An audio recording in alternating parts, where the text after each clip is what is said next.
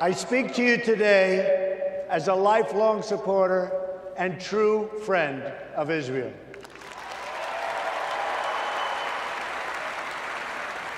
I'm a newcomer to politics, but not to backing the Jewish state.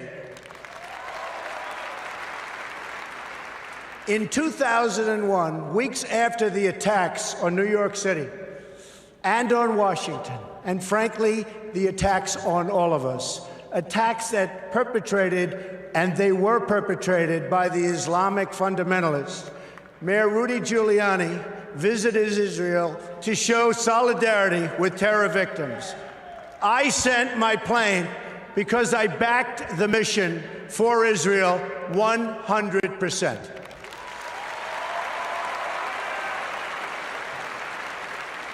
In spring of 2004, at the height of the violence in the Gaza Strip, I was the Grand Marshal of the 40th Salute to Israel Parade, the largest single gathering in support of the Jewish state.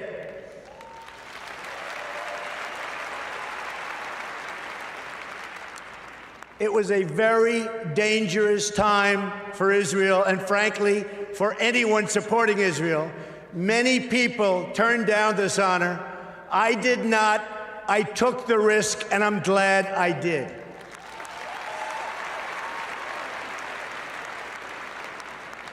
But I didn't come here tonight to pander to you about Israel. That's what politicians do. All talk, no action, believe me. I came here to speak to you about where I stand on the future of American relations with our strategic ally, our unbreakable friendship, and our cultural brother, the only democracy in the Middle East, the State of Israel.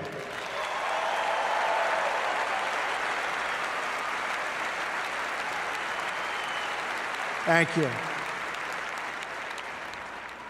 My number one priority is to dismantle the disastrous deal with Iran.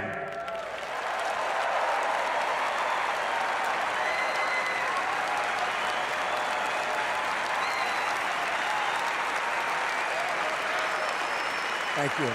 Thank you. I have been in business a long time. I know deal making. And let me tell you, this deal is catastrophic for America, for Israel, and for the whole of the Middle East. The problem here is fundamental. We've rewarded the world's leading state sponsor of terror with $150 billion, and we received absolutely nothing in return.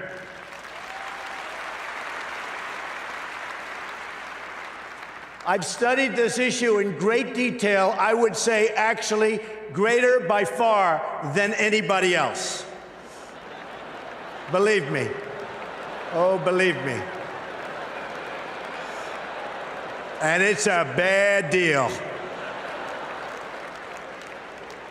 The biggest concern with the deal is not necessarily that Iran is going to violate it, because already, as you know, it has. The bigger problem is that they can keep the terms and still get the bomb by simply running out the clock. And of course, they'll keep the billions and billions of dollars that we so stupidly and foolishly gave them.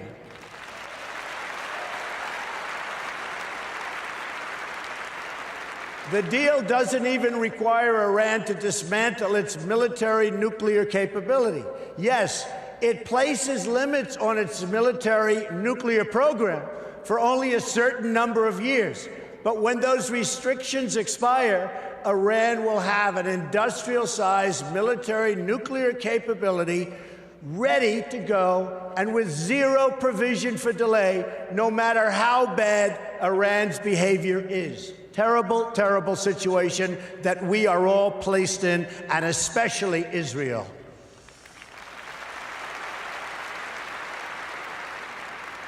When I'm president, I will adopt a strategy that focuses on three things when it comes to Iran. First, we will stand up to Iran's aggressive push to destabilize and dominate the region.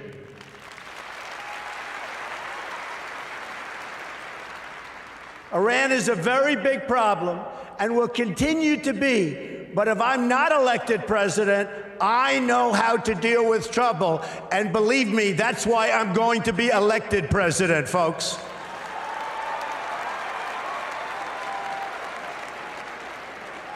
And we are leading in every poll. Remember that, please. Iran is a problem in Iraq, a problem in Syria, a problem in Lebanon, a problem in Yemen, and will be a very, very major problem for Saudi Arabia. Literally every day, Iran provides more and better weapons to support their puppet states. Hezbollah, Lebanon, received, and I'll tell you what, it has received sophisticated anti-ship weapons, anti-aircraft weapons, and GPS systems and rockets like very few people anywhere in the world, and certainly very few countries have. Now they're in Syria trying to establish another front against Israel from the Syrian side of the Golan Heights. In Gaza, Iran is supporting Hamas and Islamic Jihad.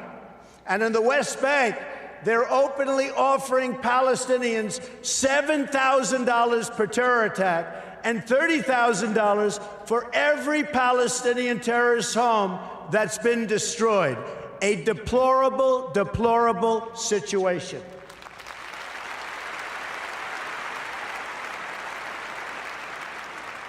Iran is financing military forces throughout the Middle East, and it's absolutely incredible that we handed them over $150 billion to do even more toward the many horrible acts of terror.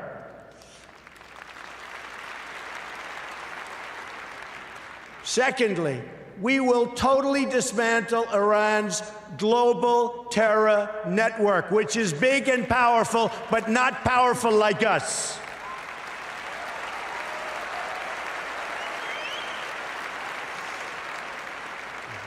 Iran has seeded terror groups all over the world. During the last 5 years, Iran has perpetuated terror attacks in 25 different countries on 5 continents. They've got terror cells everywhere, including in the Western Hemisphere, very close to home. Iran is the biggest sponsor of terrorism around the world, and we will work to dismantle that reach. Believe me, believe me.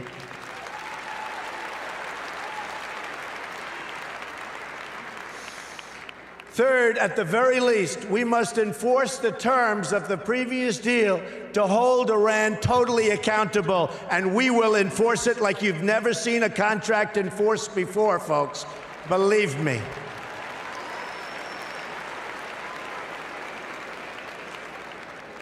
Iran has already, since the deal is in place, test-fired ballistic missiles 3 times.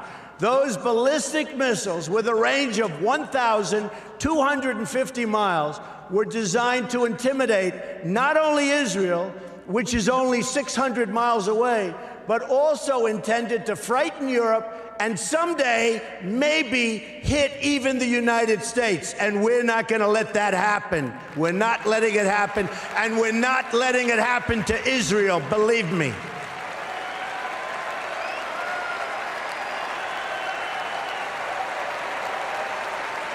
Thank you.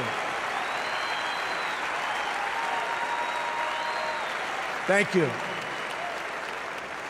Do you want to hear something really shocking? As many of the great people in this room know, painted on those missiles in both Hebrew and Farsi were the words, "Israel must be wiped off the face of the earth." You can forget that.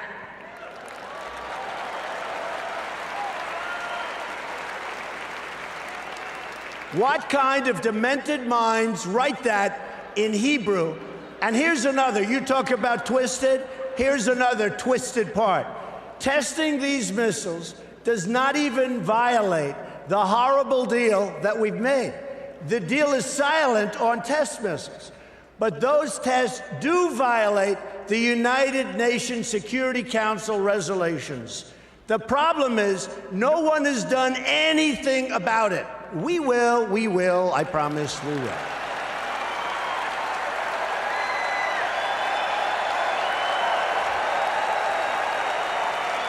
Thank you.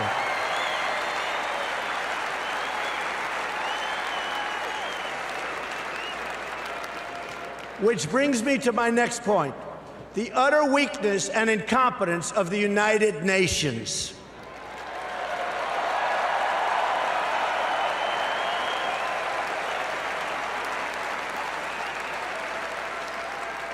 The United Nations is not a friend of democracy. It's not a friend to freedom.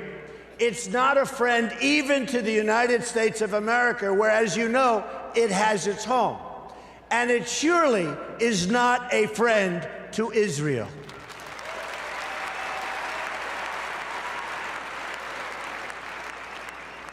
With President Obama in his final year, yay.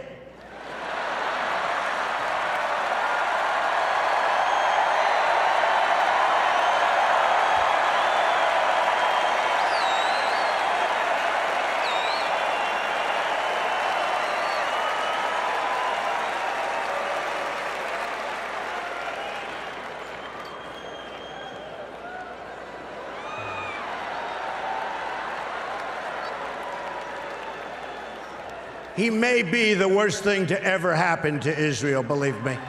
Believe me.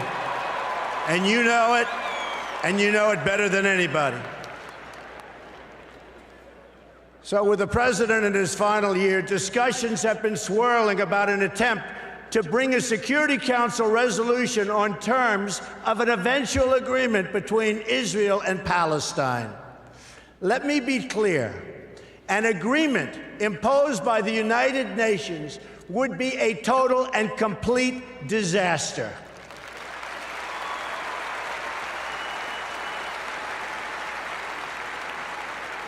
The United States must oppose this resolution and use the power of our veto, which I will use as president 100%.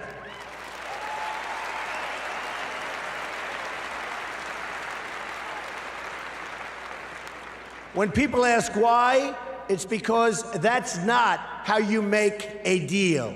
Deals are made when parties come together. They come to a table and they negotiate. Each side must give up something.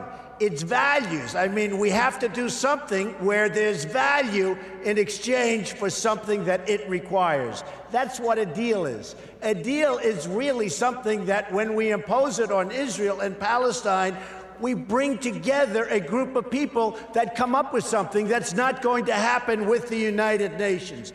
It will only further, very importantly, it will only further delegitimize Israel. It will be a catastrophe and a disaster for Israel. It's not going to happen, folks.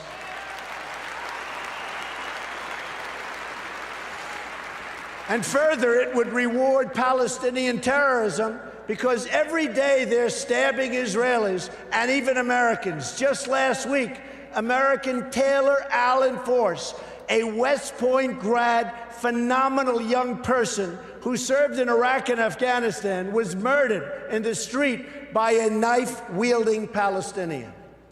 You don't reward behavior like that. You cannot do it.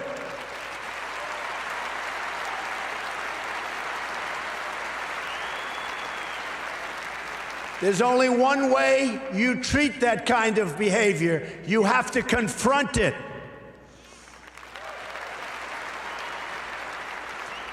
So it's not up to the United Nations to really go with a solution. It's really the parties that must negotiate a resolution themselves. They have no choice. They have to do it themselves, or it will never hold up anyway. The United States can be useful as a facilitator of negotiations, but no one should be telling Israel that it must be, and really that it must abide by some agreement made by others thousands of miles away that don't even really know what's happening to Israel, to anything in the area. It's so preposterous. We're not going to let that happen.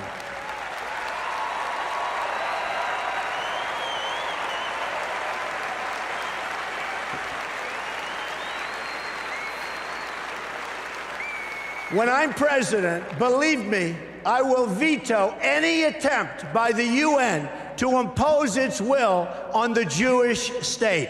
It will be vetoed 100%. You see, I know about deal making. That's what I do. I wrote The Art of the Deal. One of the best-selling all-time, and I mean seriously, I'm saying one of because I'll be criticized as if I say the, so I'm going to be very diplomatic. One of, I'll be criticized. I think it is number one, but why take a chance? One of the all-time best-selling books about deals and deal-making. To make a great deal, you need two willing participants. We know Israel is willing to deal. Israel has been trying. That's right. Israel has been trying to sit down at the negotiating table without preconditions for years. You had Camp David in 2000, where Prime Minister Barak made an incredible offer, maybe even too generous. Arafat rejected it. In 2008, Prime Minister Olmert made an equally generous offer. The Palestinian Authority rejected it also.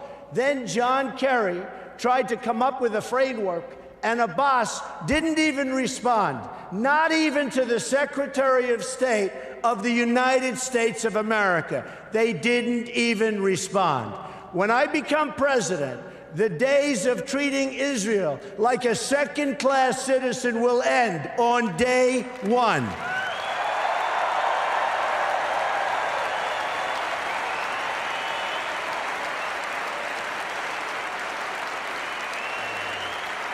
Thank you.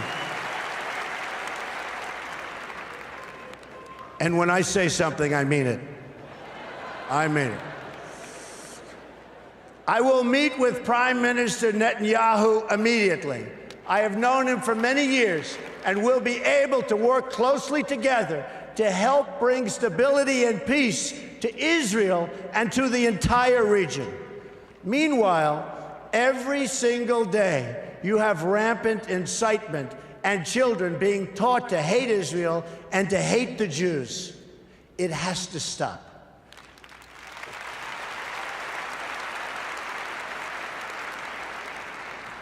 When you live in a society where the firefighters are the heroes, little kids want to be firefighters. When you live in a society where athletes and movie stars are the heroes, little kids want to be athletes and movie stars. In Palestinian society, the heroes are those who murder Jews.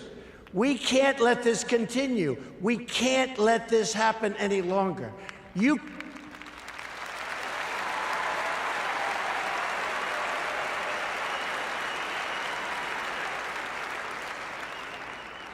cannot achieve peace if terrorists are treated as martyrs. Glorifying terrorists is a tremendous barrier to peace. It is a horrible, horrible way to think. It's a barrier that can't be broken. That will end, and it'll end soon, believe me.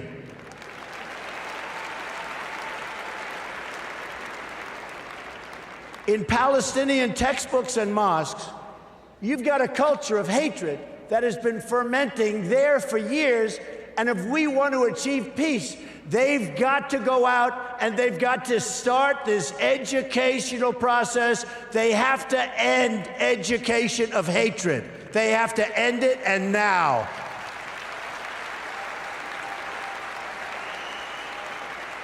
There is no moral equivalency. Israel does not name public squares after terrorists.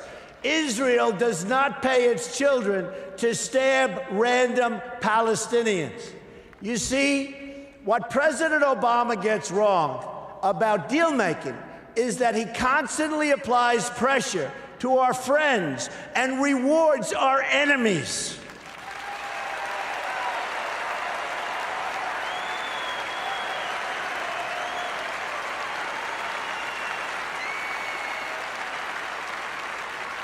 And you see that happening all the time. That pattern practiced by the president and his administration, including former Secretary of State Hillary Clinton, who is a total disaster, by the way.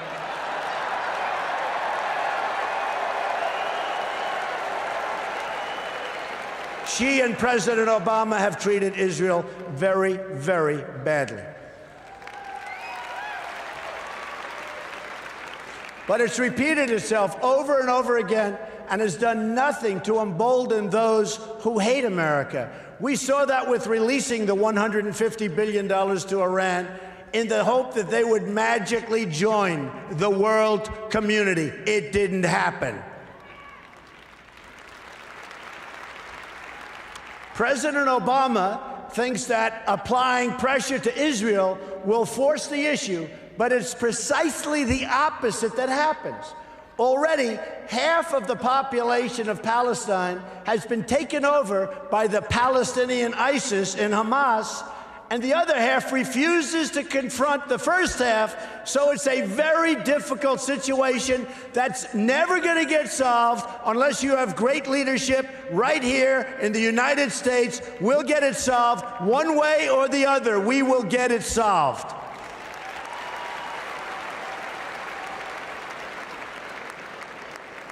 But when the United States stands with Israel, the chances of peace really rise, and rises exponentially.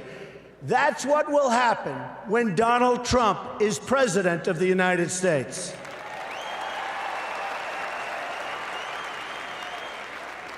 We will move the American embassy to the eternal capital of the Jewish people, Jerusalem.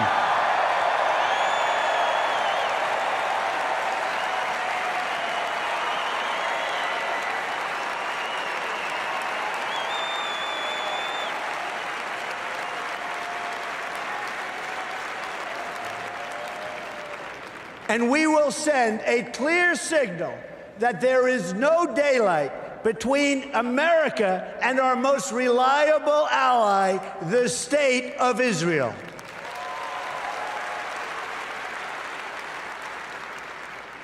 The Palestinians must come to the table knowing that the bond between the United States and Israel is absolutely, totally unbreakable.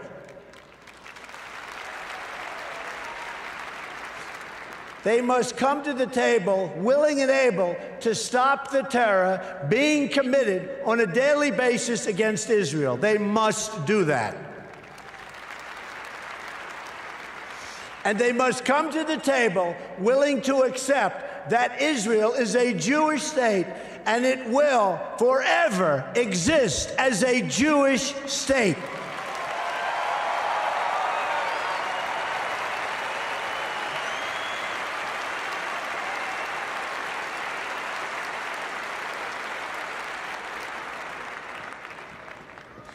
I love the people in this room.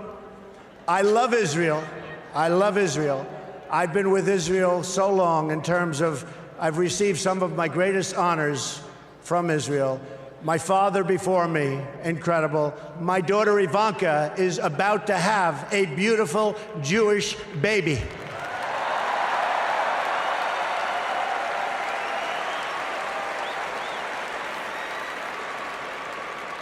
In fact, it could be happening right now, which would be very nice as far as I'm concerned. So I want to thank you very much. This has been a truly great honor. Thank you, everybody. Thank you. Thank you very much.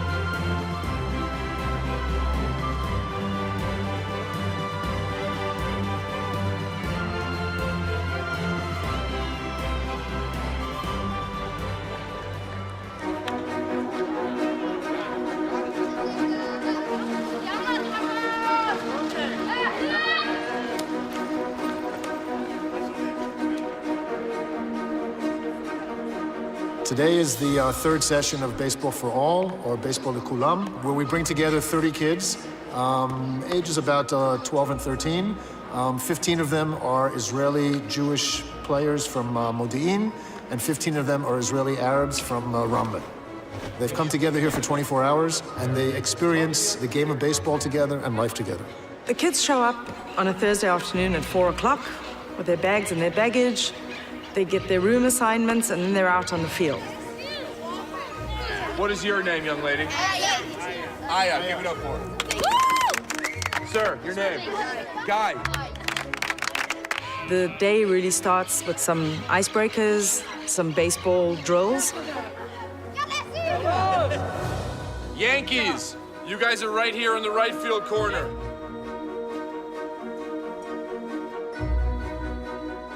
The next morning, they wake up, do a bit of a warm-up, and they have their mini tournament. The purpose of Baseball Lekulam is sort of twofold. First of all, we just want to introduce kids to baseball in Israel, whether they're Arab, Jewish, whatever.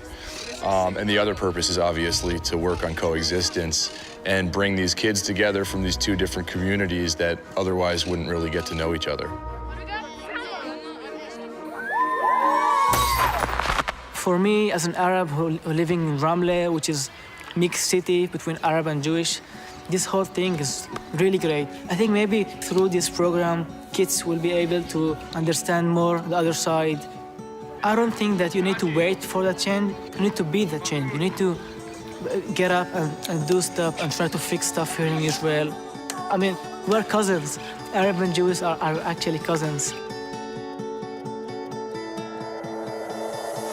Baseball's a good vehicle, I think, because there's a lot of life lessons that you can learn through baseball and a lot of educational tools that you can learn through baseball.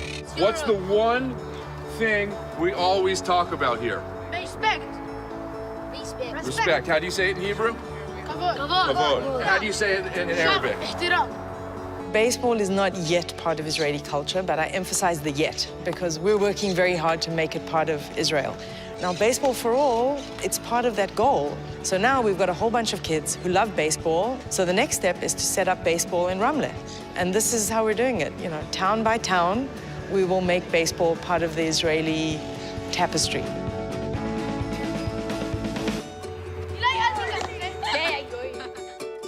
This program is not just about baseball. The meeting between Jewish kids and Arab kids, it's really important because from this age, we need to learn that not to hate. Everybody is kind of same. They're not different because they're Arabs. They like us. I hope that there will be another meeting that we can see each other again and be together.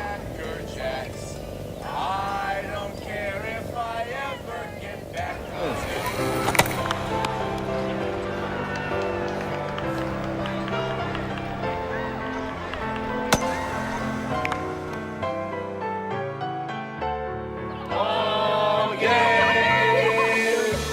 We sound good, don't we? We sound good. Ladies and gentlemen, please welcome from Baseball Lekulam, Fadi Abu Suiz and Niv Aitan.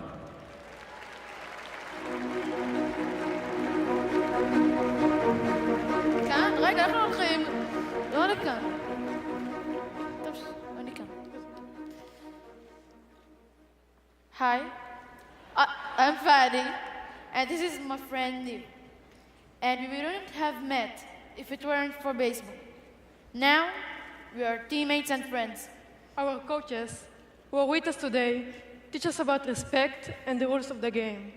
They remind us that each of us matters. While we wish that this trip includes a stop to Florida for spring training, we're excited to be here in Washington with you. And thank you for your friendship to our country. And the next time you're in Israel, come watch us play.